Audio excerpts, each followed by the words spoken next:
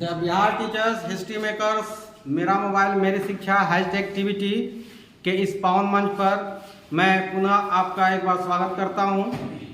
आज हम लोग कुछ विशेष सवालों को देखने वाले हैं, क्योंकि ऐसे ही सवाल परीक्षा में पूछे जाएंगे। तो आइए देखते हैं। पहला क्वेश्चन है, 8 अंकों वाली संख्या के वर्गमूल में कितने अंक होंगे? तो एक चीज याद रखिएगा कि जब भी हम किसी संख्या का वर्गमूल निकालेंगे तो उसमें कितने अंक आएंगे, इस बात पर ध्यान दीजिए। अगर अंडर रूट के अंदर अंकों की संख्या सम हो, अंडर रूट के अंदर अंकों की संख्या सम हो, जैसे 16 हमने लिखा हुआ है, तो 16 में 2 अंक हैं, तो 2 सम संख्या है, तो इसका आधा कर देंगे तो जो आंसर आएगा ना उसमें इतना ही अंक होगा। जैसे 16 का वर्गमूल निकालेंगे तो 4 आता है ना, तो 4 में एक ही अंक होता है।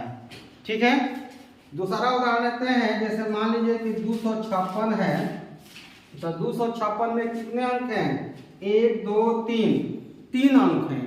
तो 3 तो विषम संख्या है, तो विषम संख्या के कंडीशन में क्या करते हैं कि उसमें 1 जोड़ देते हैं।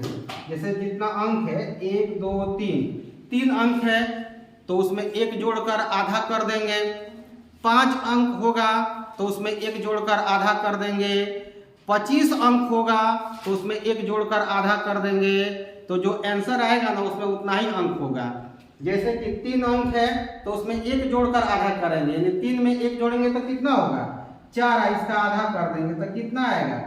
जो आंसर आएगा ना उसमें 2 अंक होगा। जो आंसर आएगा उसमें 2 अंक, मतलब कि 256 का वर्गमूल निकालते हैं तो 16 आता है, तो 16 में कितने अंक हो गए? 2 अंक हो गया। समझ में आ गया? अब आइए सवाल देखते हैं। अंकों की संख्या 8 है, तो 8 सम संख्या है, तो इसका आधा कर देंगे तो कितना आएगा? 4। तो इसमें कौन सा ऑप्शन सही होगा? सी वाला। इसमें देखिए अंकों की संख्या कितनी है? 23 है, तो 23 तो विषम संख्या है, और विषम संख्या की कंडीशन में क्या बताया गया है कि उसमें 1 जोड़ना है। तो 23 में हम 1 जोड़ देंगे तो 24 हो जाएगा, और 24 का आधा करेंगे तो कितना आएगा? 12, मतलब ऑप्शन बी सही है। इसमें देखिए 46 है, तो 46 का आधा कितना होता है? 23, तो ऑप्शन डी सही है। इसको आप खुद बनाइएगा। 5वां सवाल देखते हैं। इसमें बताना है कि जो ऑप्शन दिया गया है इसमें कौन पूर्ण वर्ग संख्या नहीं है। तो आपको पता होगा कि पूर्ण वर्ग संख्या के अंत में 2 3 7 8 और सिंगल जीरो, मतलब एगो जीरो नहीं आता है कभी भी। पूर्ण वर्ग संख्या के अंत में न 2 होता है, न 3 होता है, न 7 होता है, न 8 होता है, न एगो जीरो होता है। तो आइए देखते हैं कि इनके अंत में अगर 2 3 7 8 सिंगल जीरो होगा तो वह पूर्ण वर्ग संख्या नहीं होगी।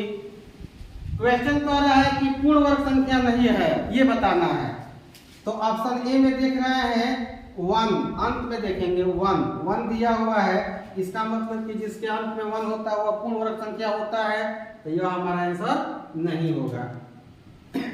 इसके अंत में 5 है, यह भी पूर्ण वर्ग संख्या है, यह भी आंसर हमारा नहीं है।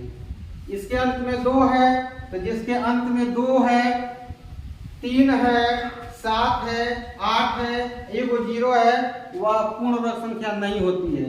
इसका मतलब कि अंत में 2 आया है, तो यही हमारा आंसर हो जाएगा कि क्योंकि यह पूर्ण वर्ग संख्या नहीं होगा। समझ में आ गया? अब देखिए छठा सवाल। छठा सवाल में कह रहा है कि अगर संख्या दी गई है और उसका वर्ग करेंगे तो जो आंसर आएगा उसमें कितना अंक होगा, यही बताना है। जैसे मान लीजिए कि संख्या दी गई है, उसमें 5 अंक है ना। संख्या दी गई उसमें 8 अंक हैं।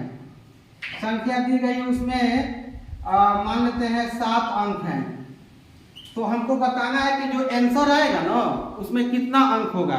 तो अगर संख्या दी गई है उसमें 5 अंक है, तो जो आंसर आएगा वर्ग करने पर उसमें कितने अंक होंगे? तो दिए गए अंक का 2 गुना और उससे एक कम, या तो 2 गुना या उससे एक कम। तो 5 का 2 गुना कितना 10, या 10 से एक कम कितना 9। यानी 5 अंकों की संख्या का वर्ग हम करेंगे तो जो आंसर आएगा ना उसमें कितने अंक होंगे, या तो 10 होगा नहीं तो 9 होगा। इस पर ध्यान देते हैं 8 अंक वाला पर। 8 अंक की कोई भी संख्या है उसका हम वर्ग करेंगे तो जो आंसर आएगा ना उसमें कितना अंक होगा, 8 का 2 गुना होगा और नहीं तो उससे एक कम होगा। मतलब कि 8 गुना 16 होगा और नहीं तो इससे एक कम कितना होगा 15 होगा।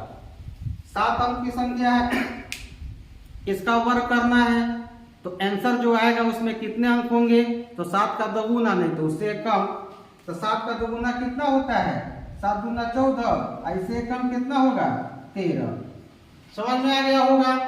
तो इस तरह इसमें 6 अंक दिया गया है तो 6 अंकों की संख्या का वर्ग करने पर जो आंसर आएगा उसमें कितना अंक होगा, तो 6 गुना 12 और 12 से एक कम 11, या तो 12 अंक होंगे नहीं तो 11 अंक होंगे। तो आइए देखते हैं, लेकिन यहाँ एक कंडीशन यह है कि यह विषम संख्या होनी चाहिए। कौन संख्या, विषम संख्या। तो विषम संख्या देख लेते हैं। इसमें देखिए 1 2 3 4 अंक है, जबकि 6 अंक की संख्या के लिए या तो 12 होगा और नहीं तो 11 होगा। इसका मतलब यह आंसर सही नहीं है। इसको देखते हैं बी में 1 2 3 4 5 6 7 8 9 10 11, इसमें 11 अंक है, ये आंसर हो सकता है। इसमें देखते हैं 1 2 3, ये भी नहीं होगा। इसको देखते हैं 1 2 3 4 5 6 7 8 9 10 11 12, ये भी हो सकता है। 12 या 11 का कंडीशन है तो 2 ऑप्शन हो रहा है, जबकि एक ही कोई ऑप्शन सही होगा। तो इसमें कह रहा है कि विषम संख्या होनी चाहिए और वह भी पूर्ण वर्ग संख्या होनी चाहिए। तो देखते हैं इसके अंत में देखते हैं 3 है, जबकि 2 3 7 8 पूर्ण वर्ग संख्या के अंत में नहीं होता है। इसका मतलब ये हमारा आंसर नहीं होगा। तो कौन बच गया, बी, यही हमारा आंसर हो जाएगा। आई होप यह तरीका आपको समझ में आया होगा, यह वीडियो पसंद आई होगी। तो हम इसका प्रैक्टिस करेंगे और मिलते हैं ऐसे ही खूबसूरत वीडियो में। तब तक के लिए आपका दिन शुभ हो। धन्यवाद।